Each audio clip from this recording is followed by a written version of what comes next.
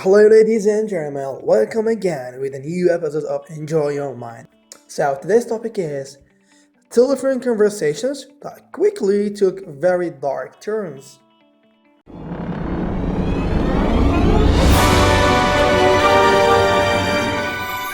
Before we start, subscribe and like this video. Share it, of course. So, the little jolt in your stomach when the phone rings always hits you, even when you're expecting the call. When you're not, that opens another unsettling can of worms. Who's calling? Where did they got your number? Why you? 99 times out of 100, your phone call nerves are totally unfounded. Every so often, however, there is something to worry about on the other line. There are several unexpected moments, long running, random disappearances, and even deaths that took place through telephone line. At some point or another, the phone rang, and only the mysterious person on the other end could unlock the answers about what went down. So first, a telephone operator in Oxnard, California, answered the call at 10 a.m. on November 22nd, 1963. The whispered voice of a woman came across the line, saying the president would die at 10:10 a.m.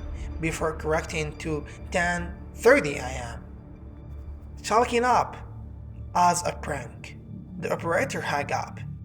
Half an hour later, President John F. Kennedy was gunned down in Dallas, Texas at 12:30 p.m. or 10:30 a.m. PST. The caller's identity remains a mystery, and strangely, this wasn't the only call of this kind. Another surprise call in 1927. Sorry, in 2017.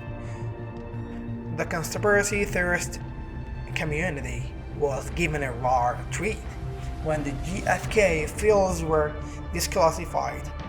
Amongst the many pages was the mention of another call in the UK that also predicted the killing within a half-hour window.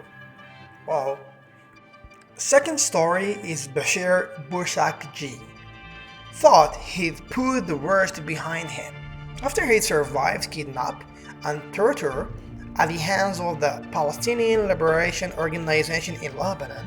10 years later, in 1983, Khashoggi was managing a restaurant in Washington, D.C.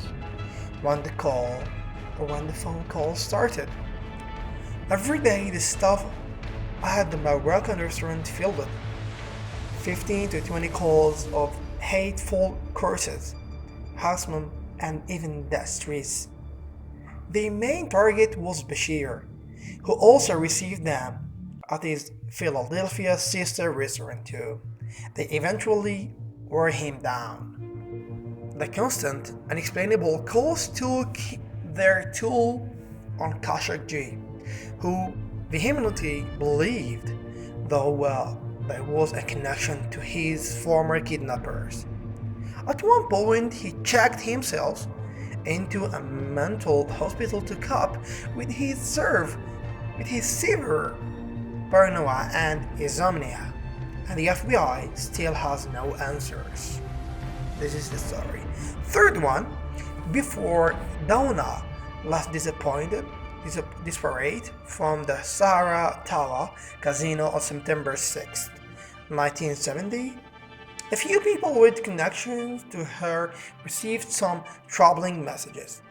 Both Donna's boss and landlord were tipped off by a mail caller that she was going to be absent for a suite of time.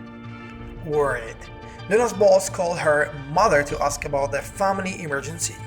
The caller mentioned, but nothing was wrong at the time. Based on the calls and postcards sent to the San Francisco Chronicle, it's believed that the Zodiac killer was on the other end of the line. Fourth story: the body of 24 years old Melissa Brantamely was found in December of 2010 after she first disappeared the previous July. Police believe Melissa is among the women targeted by the Long Island serial killer, who chose sex workers for Craigslist as his victims. 6 bodies were recovered on the beaches of Long Island. All deaths attributed to this serial killer, while he remains at large. Police think it was the murderer who used Melissa's cell phone to contact her young sister on more than one occasion. Throughout text and voice calls, the unknown caller described Melissa to her sister, specifically mentioning her story of sex work, which few people knew about. Attempts to trace the caller or the calls routed back to a vague location like Madison Square Garden. Wow. Move to the fifth story and the last one. En route to a job interview. Charles Bag's life was cut short. He, along with 35 others, was killed. Then the Metrolink commuter train crashed into a freight train in Los Angeles. At home, his worried fiancée watched the news, terrified when her phone rang. Charles' cell phone dialed his fiancée, son, brother, sisters, and stepmother, making 35 calls in total to loved ones. Guaranteed.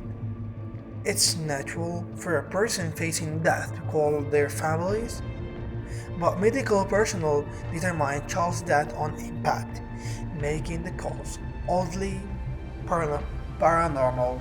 So these are our stories for today.